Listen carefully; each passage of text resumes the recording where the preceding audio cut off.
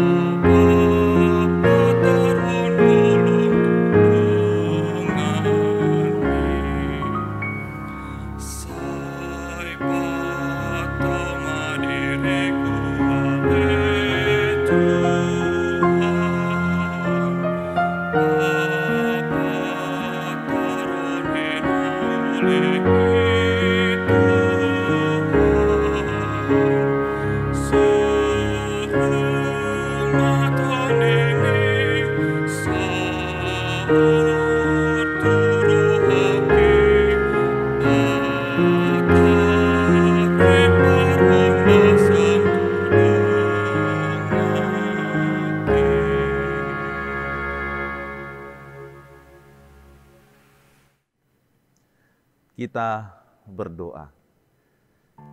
Kasih karunia dari Tuhan kita Yesus Kristus dan kasih Allah Bapa kiranya menyertai kita sekalian. Amin. Sahabat firman Tuhan, firman yang menyapa kita pada hari ini tertulis di dalam 1 Yohanes 1 ayat 2. Demikian dikatakan, hidup itu telah dinyatakan dan kami telah melihatnya, dan kami bersaksi dan memberitakan kepada kamu tentang hidup kekal yang ada bersama-sama dengan Bapa yang telah dinyatakan kepada kami. Tertulis di dalam 1 Yohanes 1 ayat 2, dan adapun topik daripada renungan kita adalah dipanggil untuk bersaksi. Sahabat firman Tuhan yang terkasih, menjadi saksi sungguh amat penting. Bahkan saksi bisa menjadi penentu. Saking pentingnya saksi ini, orang juga bisa mengada-ada dan menambah yang sering-sering disebut sebagai saksi bisu. Nah, dalam suatu peristiwa, katakanlah itu misalkan kecelakaan, ada saksi mata, ada saksi yang mendengar, dan lain-lain. Dan dalam satu persidangan, keberadaan saksi juga sangat-sangat diperlukan. Namun permasalahannya adalah, apakah yang disampaikan oleh para saksi itu? Kalau yang disampaikan adalah yang benar dan baik, tentu itu adalah suatu keadaan yang sesungguhnya. Tetapi bagaimana bila yang disampaikan itu adalah suatu kesaksian palsu? Maka kita akan bersedih. Kalau kondisi itu terjadi di tengah-tengah kehidupan kita, di mana kita menerima suatu keterangan yang tidak benar, maka pastilah kita merasakan suatu hal yang sangat menyakitkan di dalam kehidupan ini. Nah, kedua hal itu mungkin terjadi. Ada orang yang mengatakan benar sekalipun dia harus dibenci. Dia jujur, dia tidak punya kepentingan, dia tidak takut di dalam segala sesuatu hal apapun itu, sehingga dia tetap berkata yang benar dan yang jujur. Nah, ada juga orang yang berubah, yang tadinya jujur, maka dia berubah menjadi orang yang tidak jujur. Karena apa? Karena mungkin dia kena teror, atau mungkin dia kena intai. Akhirnya ia takut, kesaksiannya pun ditarik. Itu sebab ada juga orang yang tidak berani menjadi saksi. Karena apa? Karena takut dibenci. dan lain sebagainya sehingga dia memilih untuk diam. Tetapi ada juga yang paling parah, yaitu saksi palsu yang tidak objektif. Boleh saja karena ada faktor-faktor kepentingan lain, barangkali karena adanya imbalan, barangkali karena balas jasa, akhirnya suatu keputusan pun menjadi tidak keputusan yang sungguh-sungguh memuaskan bagi seluruh pihak. Sahabat firman Tuhan yang terkasih, sebagai murid dan sebagai pengikut Yesus, ternyata kita juga dipanggil dan diutus untuk menjadi saksi-saksi Kristus. Di dalam Matius 28 ayat 20 dikatakan, ajarlah mereka melakukan apa yang kuperintahkan kepadamu. Maka melakukan di situ juga adalah bahagian daripada kesaksian kehidupan. Bersaksi akan hal-hal yang benar. Firman Tuhan juga berkata, jika ya katakan ya, dan jika tidak katakan tidak. Apa yang lebih daripada itu berasal daripada si jahat. Maka kita dituntut dan diminta untuk menjadi saksi Kristus dan menyatakan yang sesungguhnya. Pilihannya ada dua dan hakikatnya juga tegas. Tidak ada pilihan yang setengah-setengah. Tidak ada yang safety players sehingga dia menjadi abu-abu. Jikalau ada hal yang demikian, maka itu dikatakan berasal dari si jahat. Misalkan kepada si A dia berkata yang lain, lalu kepada si B dia juga berkata yang lain. Nah, ini tidak bagus sekali. Nah, ini berasal dari si jahat, atau istilahnya ini bisa menjadi serigala berbulu domba. Sahabat firman Tuhan, kesaksian yang membawa sukacita lah yang kita temukan di dalam renungan pada pagi ini, dengan maksud untuk menempatkan dan melihat kebaikan Yesus di hadapan kita. Itulah yang menjadi kesaksian kita, bahwa segala sesuatu yang disaksikan di dalam kehidupan ini adalah sebagaimana kita mengalami kehidupan bersama dengan Allah.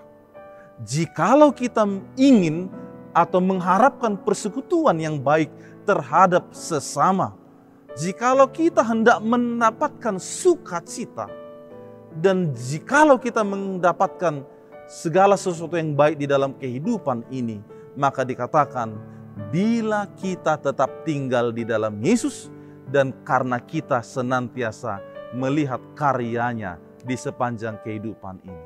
Dikatakan di dalam firman kita saat ini, kami telah melihatnya, bukan memandangnya. Kami telah melihatnya. Hal itu berbeda. Kalau dikatakan melihat, di dalam bahasa Yunani disebut horan, berarti melihat dengan penglihatan yang jelas, yang mengalami dan juga yang merasakan. Tetapi jikalau dikatakan memandang, itu bisa saja sekejap. Memandang hanya sekilas. Bisa yang dipandang itu jelas dan bisa yang dipandang itu tidak jelas. Tetapi Rasul Yohanes mengatakan bahwa dia mengalami, dia melihat Yesus dengan jelas, dan dengan peristiwa yang melihat Yesus itu dia mengatakan bahwa Yesus itu ada dan menjadi jalan keselamatan kepada kita. Bahwa Yesus itu datang ke tengah-tengah dunia ini untuk memulihkan kemanusiaan kita. Bahwa Yesus juga datang ke tengah-tengah dunia ini adalah untuk menyampaikan firman kehidupan, firman yang mengubahkan diri kita, yang menyampaikan tentang kerajaan sorga, tentang kasih karunia yang diajarkan, tentang kabar keselamatan, tentang pendamaian, tentang salib, tentang kebenaran dan keadilan, dan tentang firman kehidupan. Maka sahabat firman Tuhan yang terkasih, setelah kita melihat Yesus di dalam kehidupan ini, sama halnya dengan Yohanes tadi, maka kepada kita diajak 3 hal. Yang pertama, bersaksilah bahwa Yesus ada kehidupan di dalam kita masing-masing. Bahwa Yesus adalah jalan kebenaran dan kehidupan kepada kita sekalian. Jikalau kita telah merasakan kasih, jikalau kita telah merasakan pengampunan, Jikalau kita telah merasakan pengorbanan hingga kebangkitan dan kenaikannya, maka kepada kita diajak untuk menyaksikannya, memberitakannya bahwa di luar Yesus tidak ada kehidupan dan jalan kebenaran. Yang kedua yang mau disampaikan adalah bertahanlah di dalam kebenaran. Sekali lagi, bertahanlah di dalam kebenaran. Menjadi saksi Kristus itu tidak lepas dari tantangan.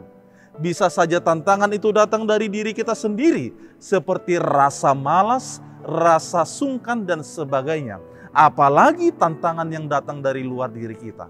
Maka dikatakan, jangan takut dan jangan pernah berubah. Lihat ikan di laut. Dia hidup di air asin, tetapi dia tidak pernah berubah.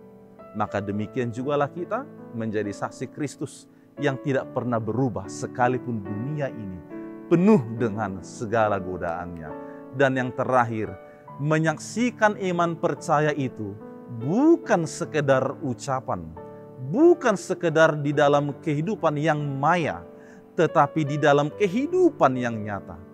Bila iman kita merasakan bahwa segala sesuatu yang terjadi di dalam kehidupan ini adalah bukti bahwa Yesus mengasihi, menjaga, dan melindungi kita, maka mari kita nyatakan itu kepada semua orang, bahwa Yesus sangat baik dan amat baik di dalam kehidupanmu. Jangan takut.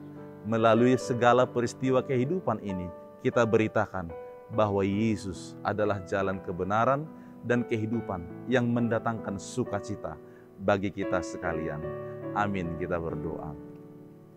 Syukur kepadamu ya Tuhan Allah Bapa di surga untuk kasih setiamu yang kami rasakan, sehingga kehidupan kami senantiasa berarti di hadapan Tuhan. Kami merasakan setiap waktu, setiap kehidupan yang Tuhan beri adalah bukti bahwa Engkau hadir dan tinggal di dalam kehidupan kami. Firman-Mu pada hari ini menyapa kami untuk senantiasa menjadi saksi-saksi Kristus. Kami yang telah melihat, kami yang telah merasakan banyak hal yang baik yang Tuhan telah nyatakan kepada kami, khususnya di dalam karya penebusan yang Engkau beri.